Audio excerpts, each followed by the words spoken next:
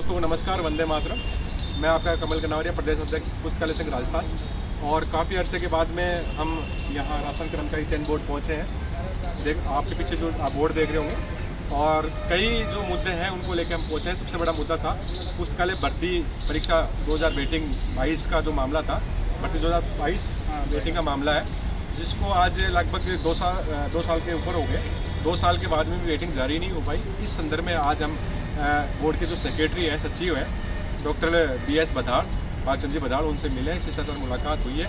और आधे घंटे की जो मुलाकात हुई उसमें काफ़ी जो चीज़ें हैं वो निकल के सामने आई। सबसे बड़ी बात है कि जैसा कि उन्होंने बताया इस वेटिंग के मामले में, उन्होंने बताया कि वेटिंग जो होती है वो 6 माह के भीतर आ जाती है। लेकिन इसमें इस जो भर्ती में ऐसा हुआ है, जो बीकानेर बोर्ड है, बीकानेर निदेशालय है, वहाँ से रिकमेंडेशन नहीं आई, जिसकी वजह से 6 महीना अधिक होने की वजह से ये भर्ती बंद हो गई। कुल मिला के उन्होंने ये कहा है कि जो भर्ती प्रक्रिया है वो 6 महीने की अवधि से ज़्यादा होने की वजह से वेटिंग नहीं आ पाएगी, इसलिए इसका प्रयास करना बंद कीजिए, क्योंकि जो भर्ती है वो बिल्कुल क्लोज हो चुकी है।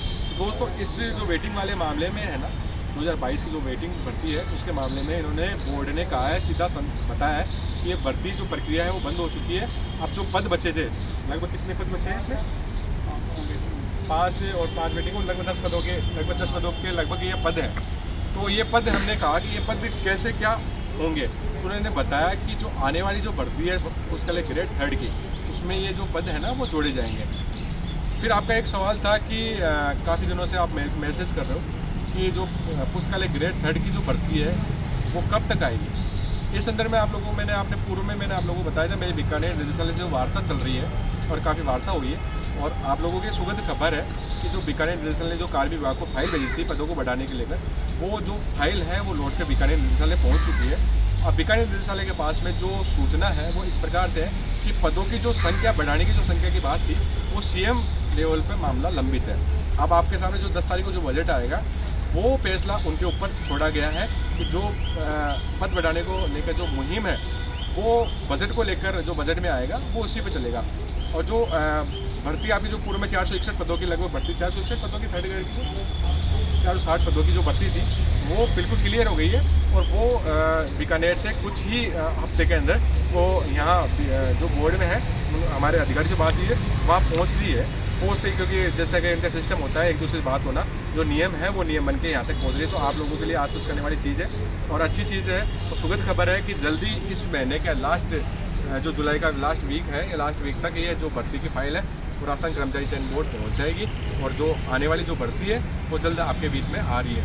2nd ग्रेड का जो पाठ्यक्रम है वही पाठ्यक्रम 3rd ग्रेड में भी रहना है, और उसी प्रकार से ये जो प्रक्रिया है वो चलने वाली है। एक खबर और दूँ मैं आपको, जो पूर्व में जो भर्ती हुई थी 2018 की, जैसा कि अभी बात चल रही थी, उसमें जो डिग्री जांच को लेकर हमने जो पत्र लिखे थे राजस्थान कर्मचारी चयन बोर्ड से, वो डिग्री को लेकर जो उनके दस्तावेज थे वो अभी SOG भिजवाए हैं आज, और वो जांच चल रही है।